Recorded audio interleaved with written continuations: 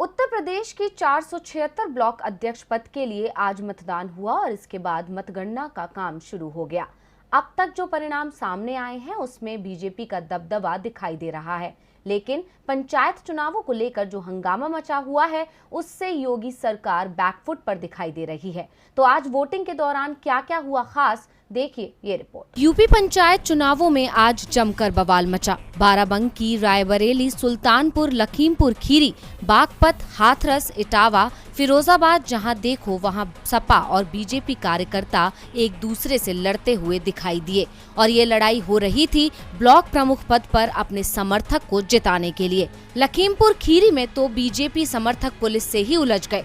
Police ने हंगामा कर रहे लोगों को गेट से भगाया तो सभी हाईवे पर पहुंच गए और दोपहर करीब 1:30 बजे जाम लगाने की कोशिश करने लगे। इससे पहले ब्लॉक प्रमुख नामांकन के दिन यहां हुई महिला से बदसलूकी का मामला अभी तक गरमाया हुआ है, जिसके बाद योगी सरकार को कार्रवाई करनी पड़ी है। इटावा में एसपी सिटी को ही घेर लिया गया। इसके बाद पुलिस को अपनी ताकत का प्रदर्शन करना पड़ा।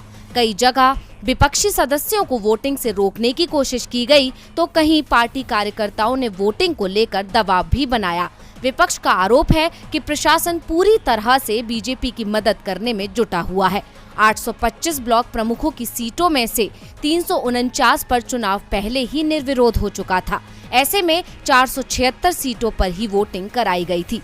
बीजेपी की ओर से दावा किया गया कि 349 सीटों में से 334 सीटें उसके समर्थकों के हिस्से में आई हैं, जबकि विपक्ष शुरुआत से ही बीजेपी पर आरोप लगा रहा है कि उसके उम्मीदवारों को नामांकन ही नहीं भरने दिया गया।